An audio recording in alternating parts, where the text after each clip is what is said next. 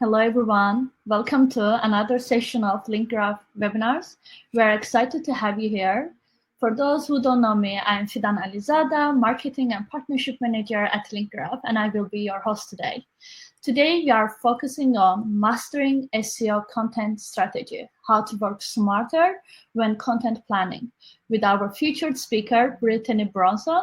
She's a senior content strategist at LinkGraph. She has over 10 years experience in B2B content marketing, SEO journalism, and strategic content planning. She is also an award-winning writer with the bylines in the New York Times, the Times, and other leading publications. We would love to hear from you, so during the webinar, please don't hesitate to drop any questions that you have in Q&A section. I will be asking those questions to Brittany throughout the webinar, so make sure that we keep ourselves engaged. And so let's get started. Hi, everyone. Fidan, thank you so much for that introduction. And thank you all for being here today. I'm really excited to talk about content strategy with you all. I imagine that you are here because you know that content is central to the growth and success of your websites. So today's theme, working smarter, should apply to you if you want to learn how to create more content and create content that is higher performing. So today we're focused specifically on SEO content, which is thankfully one of the more affordable digital marketing strategies, and that organic clicks are essentially free, but the content strategy and content production process can be very time and resource intensive. So today we are going to talk about how to speed up that process, how to optimize the workflows of our teams, and how to avoid some crucial mistakes during content planning. So I would love to just start off with a little prompt for all of you. If you want to drop in the chat some of the challenges maybe that you're currently facing with content creation, content strategy, and sort of optimizing your processes. We all have probably different resources, different sized teams. So I'm sure you're not the only one who's experiencing those challenges, and we'd love to discuss some of them more specifically.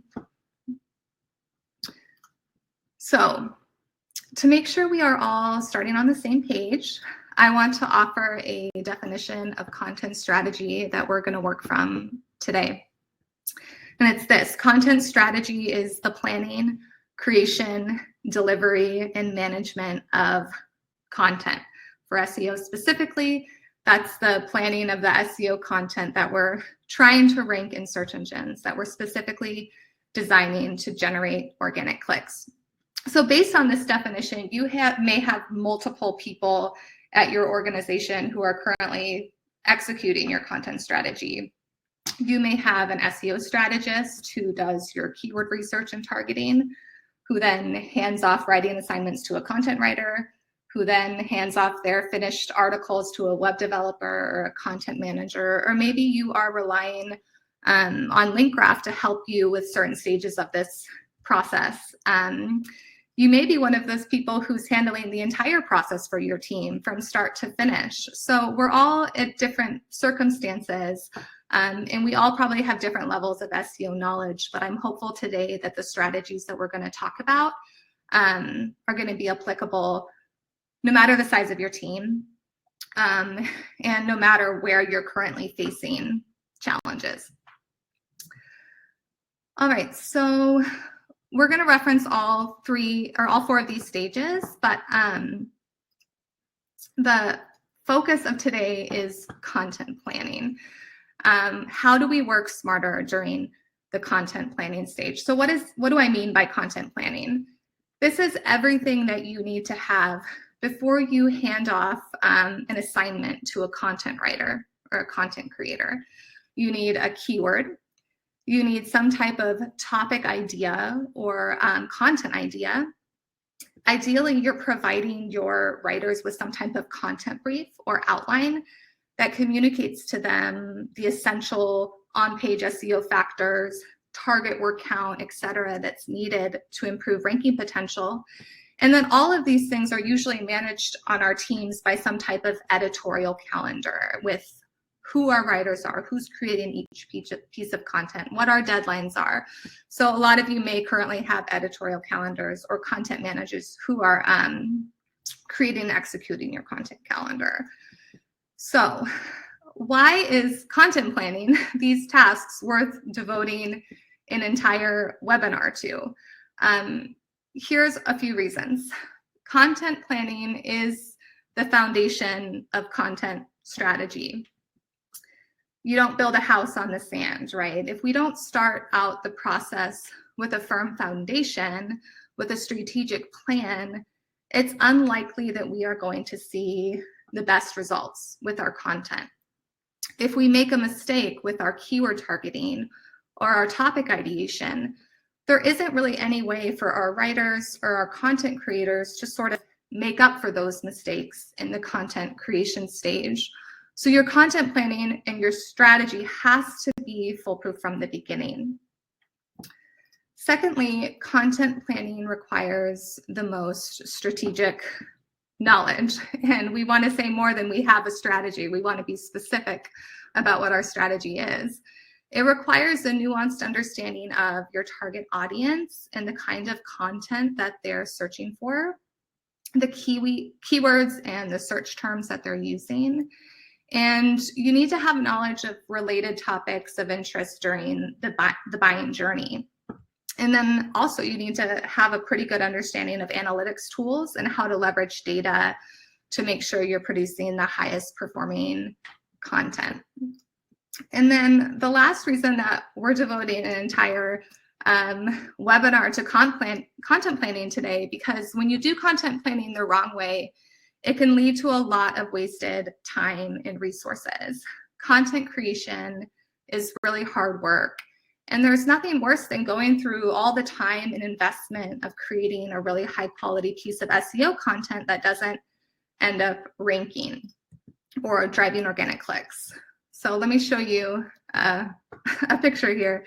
This is every SEO content strategist's worst nightmare here. This is a screenshot from Google Search Console of a piece of content that is doing no work for our website. It's not generating clicks, it's not ranking, and it's not doing its job. So if this piece of content were designed to rank, it's really just taking up space on our website at this point, meaning the time, the effort, the writer's resources, our designer's resources are not being utilized to their full potential. They are ultimately wasted. So smarter content planning, number one, more than anything, saves so much time for your teams, for all of the many people who are involved in the content execution process. It also requires fewer resources. So if you work smarter during content planning, you may be able to optimize and reduce all of the number of people who are involved and to really streamline the workflow between your team members. And then ultimately, it leads to better results in the SERPs, more keywords, more organic clicks, more featured snippets, all of the things that we are creating our content for. So I think we're all on the same definition. I want to make sure I haven't missed any questions or anything. Feel free to stop me at any time if you do have a question. But now I want to transition to some common mistakes that often happen in the content planning process. And I want to highlight these and take some time to highlight these, because if you do make one of these mistakes, it's sort of a fatal blow to our content's potential performance. So we want to avoid them at all costs if we can. So the first most common mistake that happens during the content planning process is targeting a keyword that's too competitive. We all want to rank for the highest value keywords, the highest CPC keywords, the highest search volume keywords in our respective industries. That's what we're doing this work for. But if you're competing against an industry leader in search engines, against a website with a lot of backlinks and high domain authority scores, it's going to be much more challenging to outrank them on content alone, even if your strategy is really sound. So if you want your content to earn clicks, it's really important that it ranks on page 1. Getting to page 1 is extremely important. And if you can't get there, you might want to consider if ranking or targeting a different keyword would be more advantageous. So Brittany, Jake is asking, how many subtopic clusters should be a part of a pillar page strategy? How many keywords do you recommend a pillar page to have versus subtopic blogs? We usually do, we're actually going to talk a little bit about topic clusters in the latter half of this presentation, but we usually recommend higher search volume, more competitive keywords for your pillar pages. So I would say about 4 to 5 target keywords of some of the higher value keywords. All of your cluster content is going to work together to elevate the ranking positions of that pillar page. So that's why you do want your pillar page targeting more competitive terms, and then using your cluster content to target the long tail variations, lower search volume, less competition, so you can start earning clicks in the meantime until your performance of your pillar pages improves.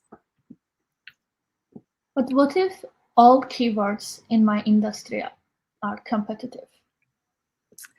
Yes, if you are working in an extremely competitive industry, the reality for your organization may be that you're not going to be able to start earning clicks or earn more clicks with content alone. You are going to also have to invest in some offsite strategies like digital PR and like link building. So in the meantime, you can certainly target long tail, less competitive keywords when you can find them. You have to have the content on your website to be able to link to it.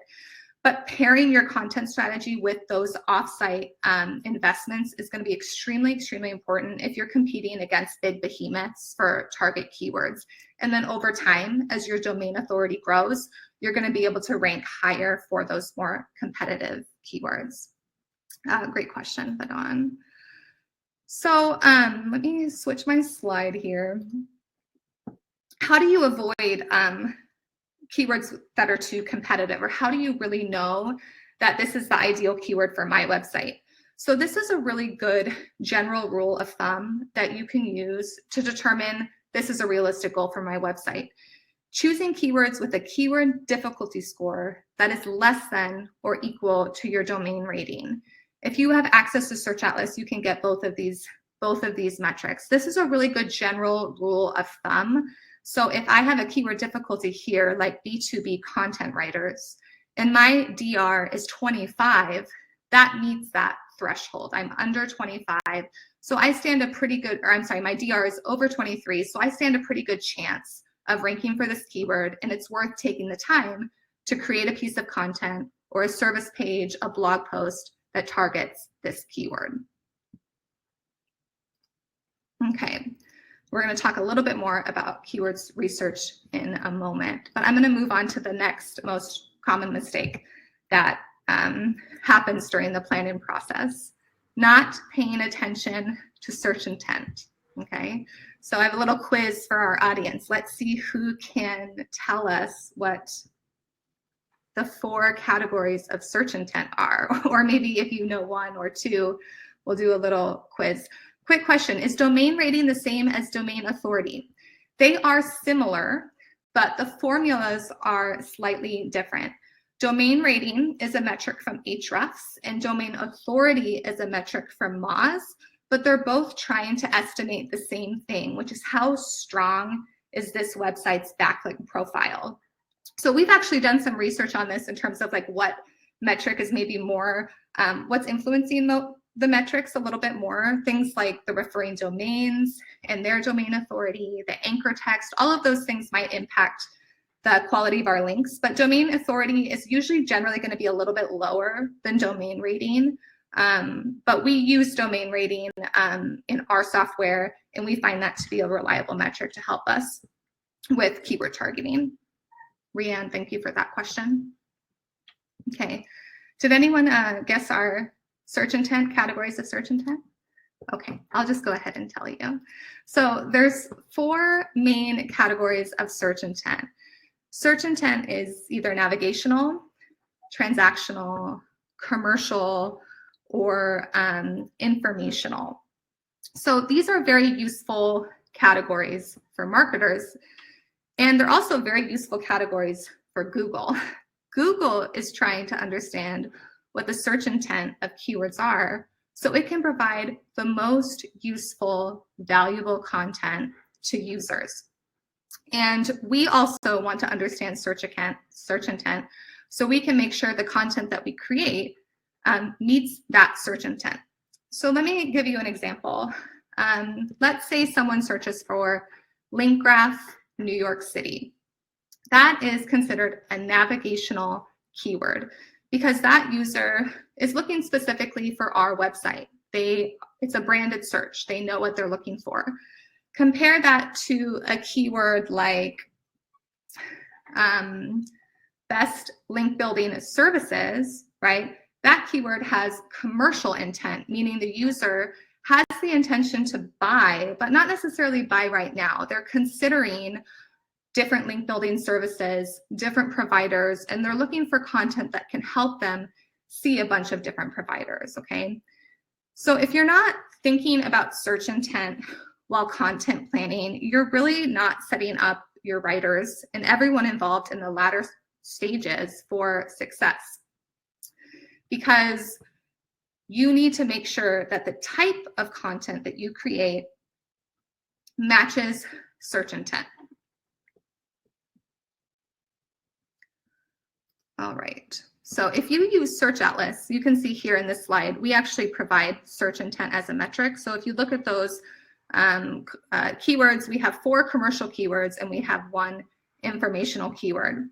Those search intent metrics tell us quite a bit, and we want to make sure that we use search intent to determine the type of content and the topic area.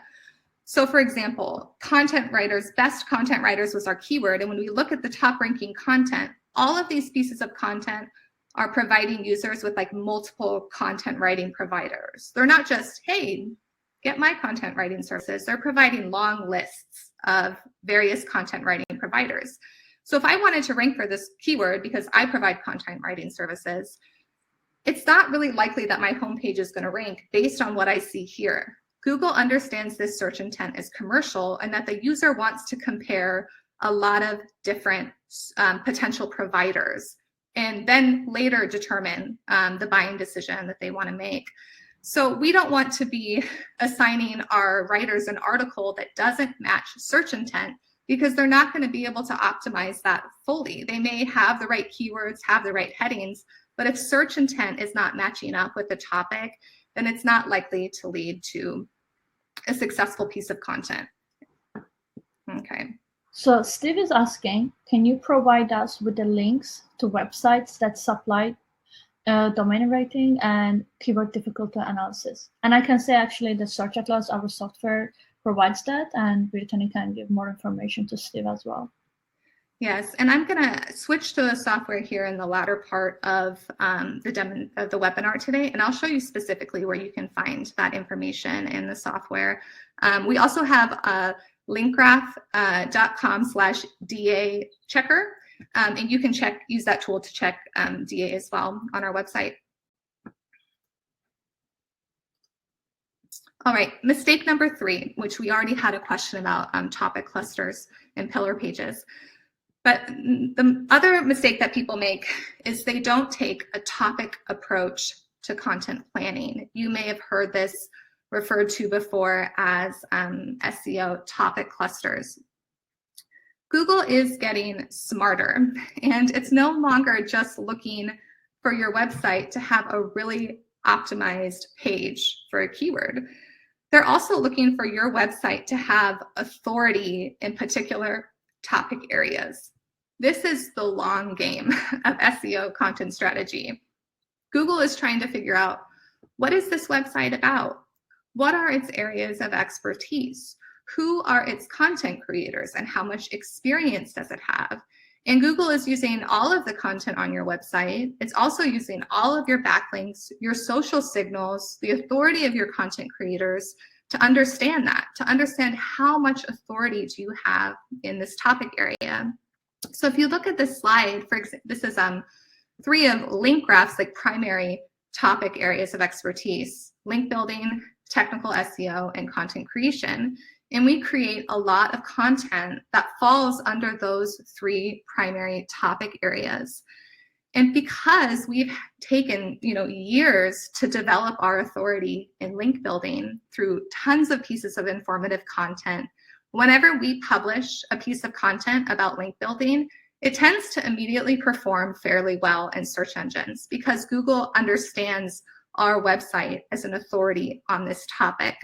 So when you're thinking about content planning for your website, you want to be thinking about my key topic areas. Now, if your business only sells, or your client's business only sells one product or has one primary service, the topics that you can build out may be more limited. But it's important to think about, what are my primary topic areas, and are all of my pieces of content falling under one of those areas? So for those of you who do create or manage your editorial calendars and spreadsheets, that's a very popular way that people like to manage their content strategy. Make sure you include like a topic areas column in your editorial calendar. You'll see here in this example, the column with the colors has sort of the primary topic areas that each of these individual content assignments falls under. Not only does this help you make sure that your topics are aligned, your content is aligned with your topics, it also can help you make sure that you're regularly developing and publishing content in all of your areas. So you're building out your topical authority over time with consistent content creation and publication of content on your website. So before I transition to starting to show you how to do some of these things using software tools, I just want to make sure I addressed any questions that were asked that I missed, or if anyone has any questions. How do I know that what the search intent of a keyword is? Great question. We actually have a really helpful article on search intent in our LinkGraph Academy. If you go to linkgraph.com/academy and look under search intent, you can read that and it'll break it down. But really where you want to go to is the first page of the SERPs. If you look at the first page of the SERPs, you're going to see a little bit what Google is doing to communicate search intent to you. If you go to a first page of a search result and there's a lot of featured snippets, a lot of like quick ways to get the information that you want, that's most likely informational. If you type in a keyword and you see all of the product schema at the top of the page and it's a bunch of different products, that's likely a transactional keyword. For commercial and informational, you often are going to have more like blog posts and long form articles because Google knows that people are trying to get more information or sort of in the research stage. And then with transactional, again, it's going to be primarily products or service pages. Thank you for answering, Brittany. And Janice is asking, is there a way to see what Google thinks are a site's topic expertise? Great question. So one of the best ways is to see like, what is Google showing users for your branded searches? If you have a knowledge panel, if you're earlier in your website presence, you might have not have a knowledge panel yet. But looking at your branded searches is a great way to start. But also just really looking at your keywords. So go into Google Search Console or go into GSC Insights and see what keyword your content is being promoted for. And you're going to start to see some themes. But I think that's probably the best way to really start with what keywords you're already generating some impressions for. And if you have impressions, but you don't necessarily have clicks, if the impressions are for keywords that are super relevant, that's a really good sign. That means that Google has now associated you with that keyword. And it's time, maybe to start doing some other things like link building and authority building so you can just get higher positions for those keywords. Okay, awesome. And Samarpan is asking, I published a lot of content on a site now, and I want to arrange that in a hub and spoke way and properly do internal linking. Any best way to do it? And will you be providing any templates? If you're providing templates for SEO topic clusters, we actually just posted a great article this week on our blog about topic clusters and how specifically to do internal linking. That's also available in the Academy if you do go to linkgraph.com/academy. And the internal linking is so important. And essentially, you want to be internal linking your cluster content back to your pillar page. And so Google understands the hierarchy, that ultimately the pillar page is the most important, and that's the one that you want to elevate the search results for. So, good, Fadan linked to that in the chat. So that would be a great article for you to review to get more details about how to do that hub and spoke model.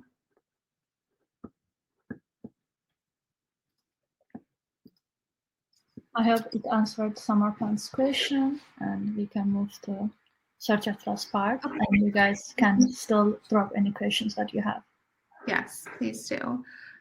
So how do we work smarter when content planning? I mean, the general answer is using software tools. Becoming really a super user in a SEO software platform can just do so much to help you scale your content production.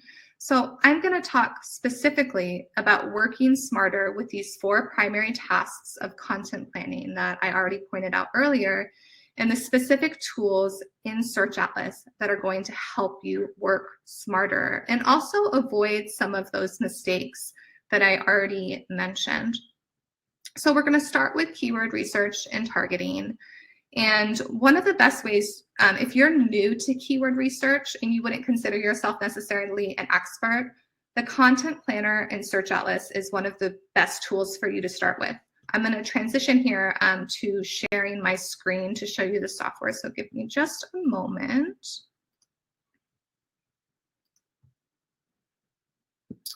Fadan, can you confirm that you can see the software? Yes, I can see it, and I hope everyone sees. If you guys can see the software on the screen, leave an emoji, thumbs up. Okay. So if you are someone who would consider yourself more high level with keyword research and strategy, you might want to use the Keyword Magic tool over the Content Planner. This allows you to use sort of a more traditional keyword research process. If you like to do your keyword research in spreadsheets and make lists, this is the tool that might be the best for you. But like I said, if you feel like you don't have as much knowledge of keyword research, or you feel like there's a little bit of guessing happening when you do keyword research, or maybe right now you just don't have the time or resources to spend hours and hours doing keyword research, the Content Planner is really the tool that you're going to want to utilize. And what you can do is you can start by essentially typing in some type of topic area. So when you're thinking about what are my key topic areas, that's a great place to start. And you would enter your home page or maybe your pillar page, okay, if you're doing a topic cluster model, and then you're going to press Generate Keyword Clusters. I've already developed a few content plans here. It takes about 1 to 2 minutes to generate a content plan. And the reason for that is because the software is essentially taking your first topic area and identifying all of the patterns of keywords that users are typing into Google and pairing them together in a strategic way. It's essentially doing hours of keyword research for you. So I'm going to view the topics here. Let's say, for this example, we're a travel agency that specializes in sustainable tourism, sustainable vacations. So I'm going to view the topics, and the software has done the work of creating keyword clusters. So for the person who asked about how many keywords to pair together, you're usually going to find about 2 to 5 keywords in each of these keyword clusters. So the Content Planner is essentially telling us there's significant enough search volume for these different keywords that you can create a piece of content that potentially can rank for this cluster of keywords. So I've starred a few here, and there's hundreds that it's going to show you. So you can go through and view all of those more closely. But I've already started a few ahead of time for the sake of getting through this part of the presentation more quickly. So let's open up and view one of these clusters. Ecotourism and sustainable tourism is the label of the keyword cluster. And it's lower search volume, but that's because it's very easy ranking potential. So this might be an article, if I'm just beginning out, that I want to create and add to my content plan. All right, so I can go over here to conscious travel. This is another, has a monthly search volume. It's very easy. And the default view of the content planner is going to show you the easiest keywords first. So if you are a newer site, if your domain rating hasn't been built up yet, you're going to want to probably start with some of these easier keywords. And then as over time, you can work and target some of these more difficult or challenging keywords. So that's one of the best places to start to eliminate the really time-consuming work of keyword research. Let me get back to this next slide. The next way to work smarter is to leverage AI content generation and the topic idea or the content ideation part of the process. This actually takes up more time than we sometimes realize. I have a keyword, but I'm trying to think, okay, now how do I have a relevant piece of content, or what do I want this content to really be about to actually rank for that keyword? And this is one of the best places to leverage AI content generation, and one of the more safer ways to do that. So I'm going to show you how to do that in the same tool. So since we are talking about the AI, there are some questions from our attendees. Mohammed is asking, how can we make our content unique? Like most of our competitors are using different topics and headings. So how should we use ChatGPT for best SEO? Also, how to write best queries to find the best content? Yes. So in terms of using ChatGPT-3 and a lot of, or AI content generators, a lot of people are using these now. One of the best ways I think to use them as someone myself who does a lot of content writing and is a writer, is to use them as a first draft or as a rough draft. So for example, I just used the AI content generation feature in the content planner to generate an article title for me. And our tool will give you several different examples. So we have a few different frames here for how to create sort of a article scope. I like, what is the relationship between ecotourism and sustainable tourism?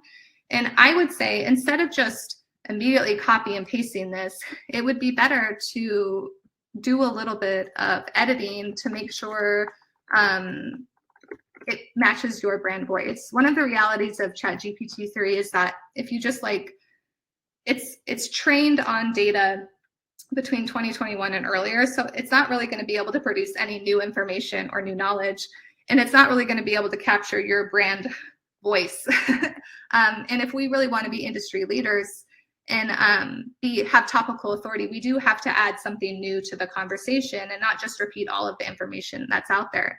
So this is the part of the process that does require you to come in and bring your human touch to the content and to add your brand voice and to make it sound like your own and to really target it to your audience. Another big mistake that people make when using GPT is that often the outputs may even reference your competitors, right? Because if your competitors have a really strong web presence, it might be recommending your competitors in the content. So you want to make sure that you go back and really carefully read the content, revise it to your purposes, revise it to your audience. But it is advantageous in the sense that every single piece of content needs a title.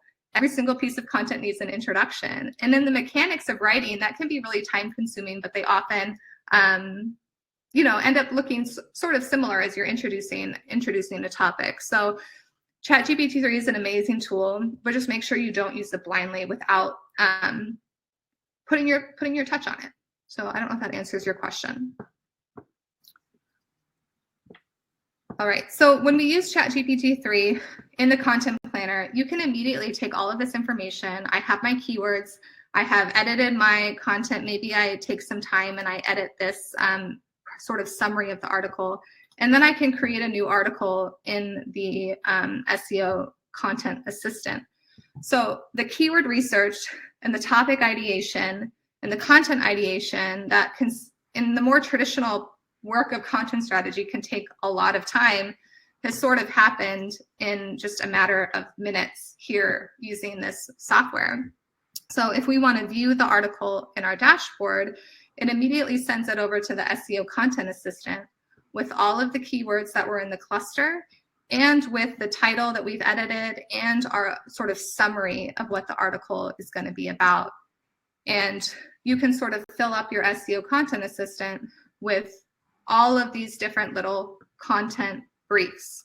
So that is sort of the next way to optimize the process, is to use the SEO Content Assistant as the content brief for your writer. This tool, it's uploading the target keywords now, but when it's all fully loaded, it's going to show you key terms, key questions. If you enter your homepage, it's going to show you internal link suggestions. It's really going to give your writer everything that they need to move forward with the content creation process. It will show you your competitors and what your competitors' content looks like, the terms that they're using. And it's an amazing way to simply generate a content brief in moments where someone else might go to Excel spreadsheets or Word docs and take all the time to sort of type out for their writer exactly all of these things that they need. You can export those content briefs to a Word doc or an Excel spreadsheet if you prefer that.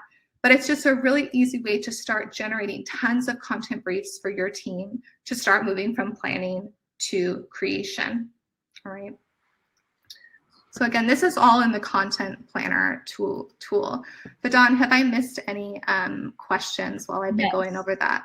Okay. We have some questions. Patrice is asking, can you explain best practices around satisfying the additional E in it when it comes to content creation?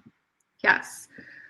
For those of you who don't know what that question is referring to, recently Google added experience to their search quality rater guidelines. So EEAT, we have experience, expertise, authority, and trustworthiness.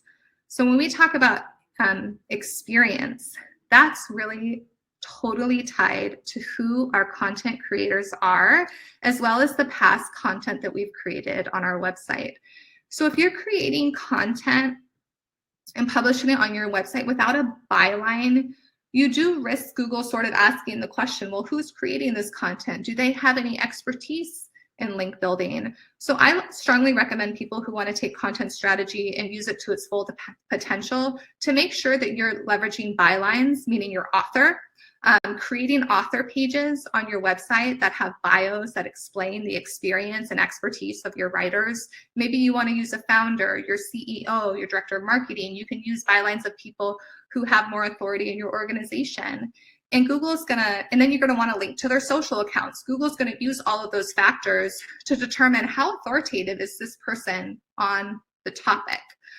So we have myself, you're gonna see my name on a lot of our content. You're gonna see our founder and CTO, Monik Bond.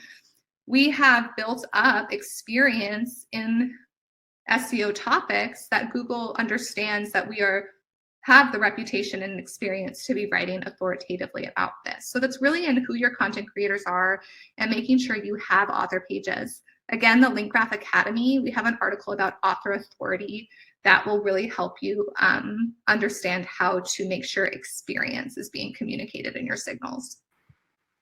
Thank you for answering, Brittany. And Rizal asking, what's the best marketing SEO content strategy for video, especially short videos and 2 5-minute video?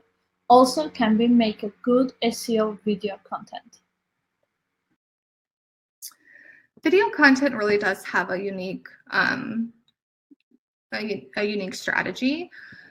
Depends on where you're publishing it on your website. At LinkGraph, we host our videos on YouTube and then we embed them into our content because that's a really strong signal to Google, because Google likes content that has rich media that's more engaging for the user. The user Online users don't just want to be reading text all day. They want to have some engagement, videos, images, etc.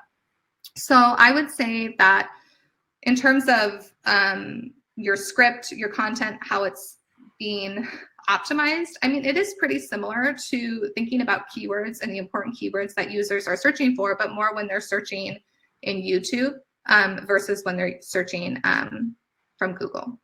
So I feel it's also like works great on TikTok when you especially, you know, find the SEO keywords and add it on your videos. It's right now like big trend. Okay. So now I want to talk about managing your editorial calendar. If you're someone who likes to do that in spreadsheets, that's totally fine. I actually prefer doing all of the editorial management, assigning out to writers within SearchAtlas. So I'm going to sort of show you how you can do that if you'd like to. So this is another part of just working smarter. Let me get back to the software here. So if I go to the home page of my SEO Content Assistant, I've generated all of these different articles from the content planner, and I can continue to send articles and just populate my calendar here. This allows me to immediately assign to a writer. So I can select a writer that I want to assign it to, and that immediately prompts an email that goes to the writer and tells them you have been assigned an article. You don't have to take the extra step to write an email to say, hey, I need you to write this article, here's your deadline. All of this is already done in the SEO Content Assistant after you add your writer. You can set your due dates, you can set, it'll have recommended word count, and then you can monitor whether it's in progress, whether it's complete, whether it's finished or not. It just makes it so easy to get on a consistent content creation process and to manage it in a faster way. If you want to separate it by project, say you're working maybe you're someone who's working on behalf of clients, you could separate it by clients there. But I actually, because I'm working primarily on LinkGraph content, like to separate it by our actual topic areas. So I know that these articles are connected to these particular content clusters. It's another really easy way. And then when your writer's done, they can say, hey, this needs review, I'm finished. And when you come back to your screen, you have all of this content management process just streamlined into the same platform where the keyword research is happening, where the content writing is happening. And then you can even, when you're done editing, you can publish directly to your site if you would like. So when we go back to just think, I know we're getting sort of to the end of the hour here, and I want to make sure I do leave some time for more questions. But when you think about these various important parts of content planning, let me pull my slide back up here. Give me just a moment.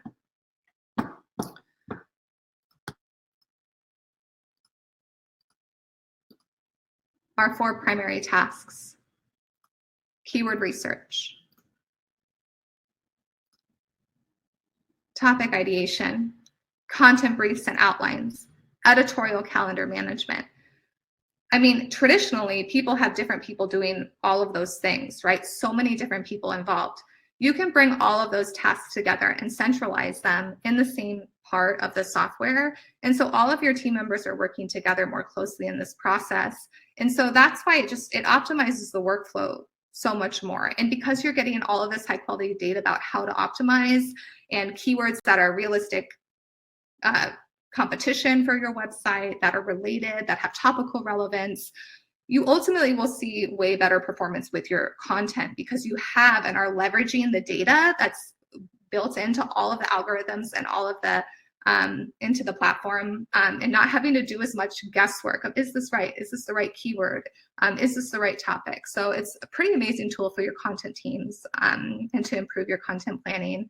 And I want to leave the rest of the time for any questions.